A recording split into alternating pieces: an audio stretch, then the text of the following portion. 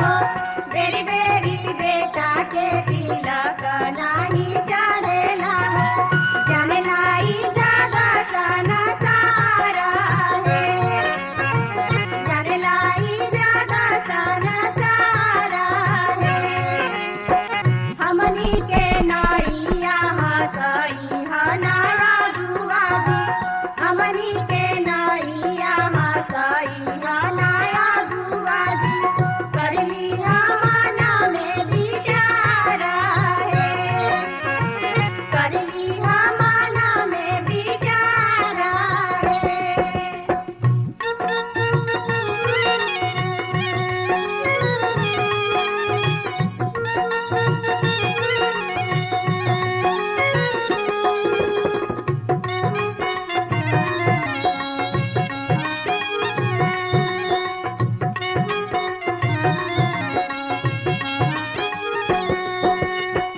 हुलसी हुलासी के तिलक तू चढ़ाई हो, हुलसी हुलासी नारी के बेटी बैठ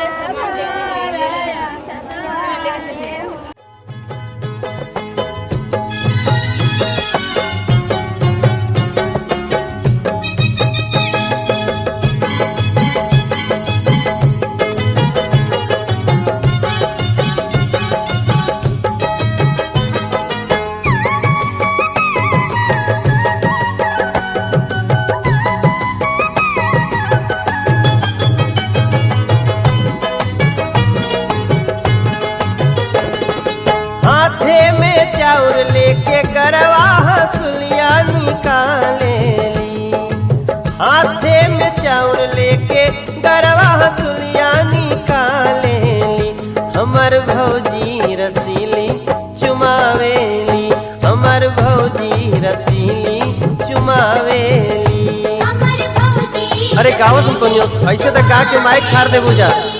हथवा में चाउर लेके गरवा हसुलिया निकालेली, हथवा में चाउर लेके गरवा हसुलिया निकालेली, हमर भौजी रसीली संतोनियो की, हमर भौजी रसीली चुमावेली।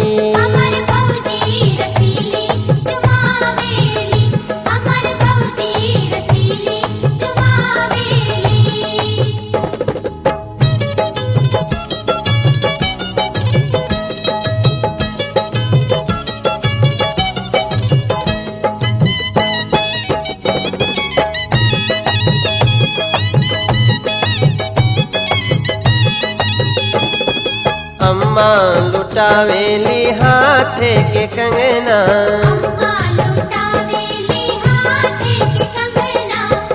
बाबा लुटावेली घरवा से अंगना, बुआ हठीली ता गावेली हो चुमावेली, बुआ हठीली ता गावेली हो चुमावेली, हमर भौजी रसीली चुमावेली, हमर भौजी रसीली चुमावेली।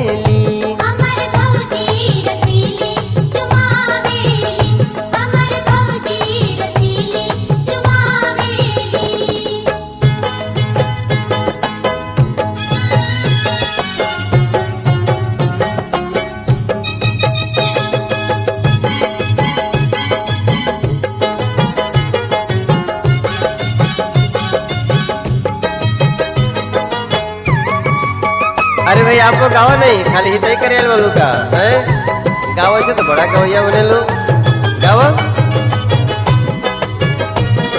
अब गावा। चाची लुटावेली गरवा के हार हो, चाची लुटावेली गरवा के हार हो, चाचा लुटावेले गौआ जवार हो,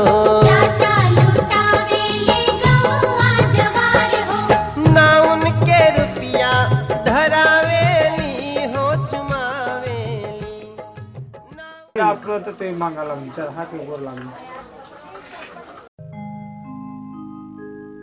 प्रथम मनाय गणेश के ध्याऊं शारदा मात, मात पिता गुरु प्रभु चरण में नित्य नमाहु माथ।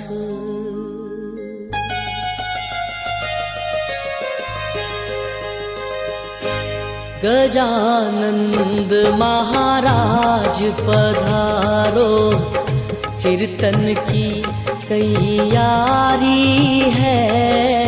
गजानंद महाराज पधारो, कीर्तन की तैयारी है। आओ आओ वेगा आओ, चावद रस को भारी है।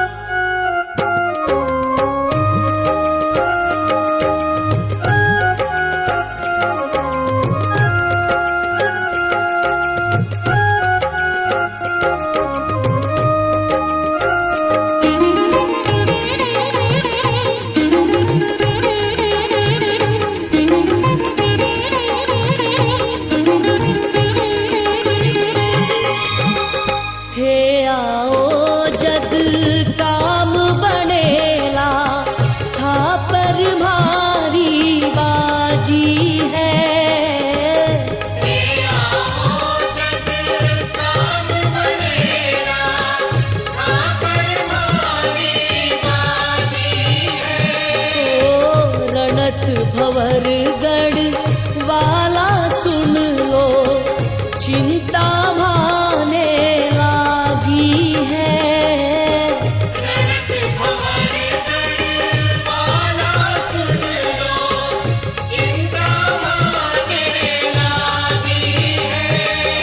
देर करो मत ना तरसाओ, शरणारज ये भारी है।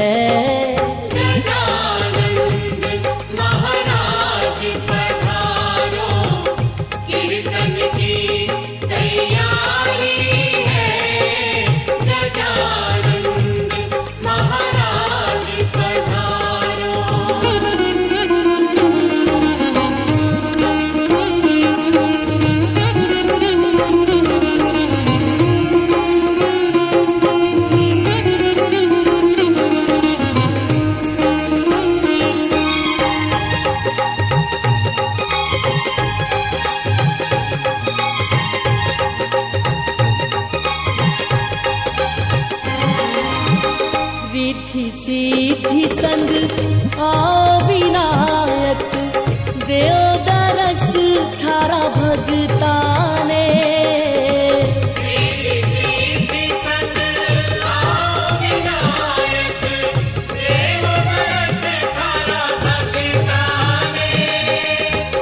भोग लगावा धोक लगावा, पुष्प चढ़ावा चरणा में।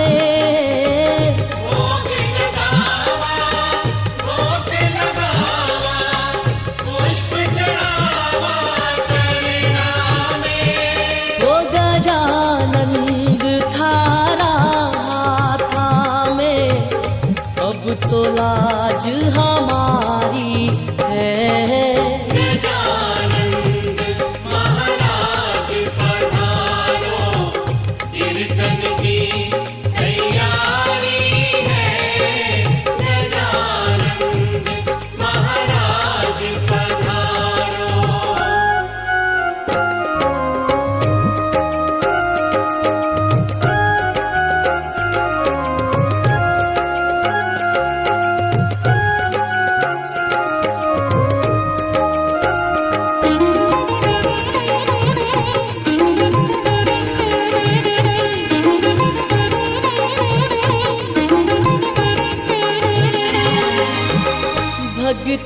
की तो विनती सुन ली, शिव सुत प्यारो आयो है। भगता की तो विनती सुन ली, शिव सुत प्यारो आयो है। जय जयकार करो गणपति की, मारो मन हर्षायो है। जय जयकार करो गणपति की, मारो मन हर्षायो है। बरसेगा अब रस कीर्तन में, भक्तों महिमा भारी है। गजानंद महाराज पधारो, कीर्तन की तैयारी है। गजानंद महाराज पधारो, कीर्तन की तैयारी है। आओ आओ वेगा जाव दरस को भारी है। गजानंद महाराज पधारो, कीर्तन की तैयारी है। गजानंद महाराज पधारो। जहाँ धामी लोग रहते थे उस नगर में गया। वो जिन हथियारों को सब गुणों से गुना तरफ प्राप्त हुआ। वो अत्यंत प्रसन्न होकर सुंदर केले का फल, शक्कर, दूध, गेहूं का चूर्ण और सब कुछ दवाई लेकर घर में आकर अपने भाई बंधुओं को बुलाकर दिल्ली से सत्यनारायण भगवान का व्रत किया। उस व्रत के प्रभाव से लेकर आरा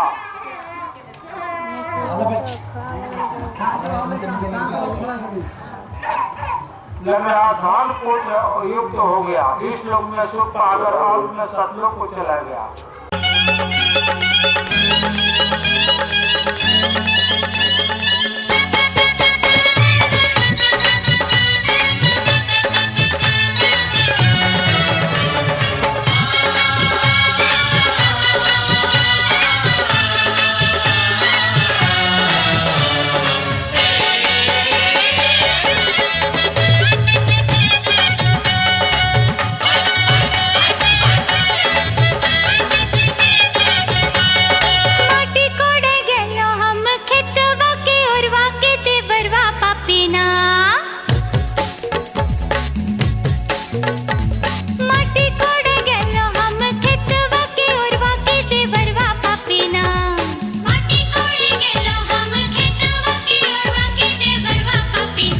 पकड़े अचरा के कोरवा की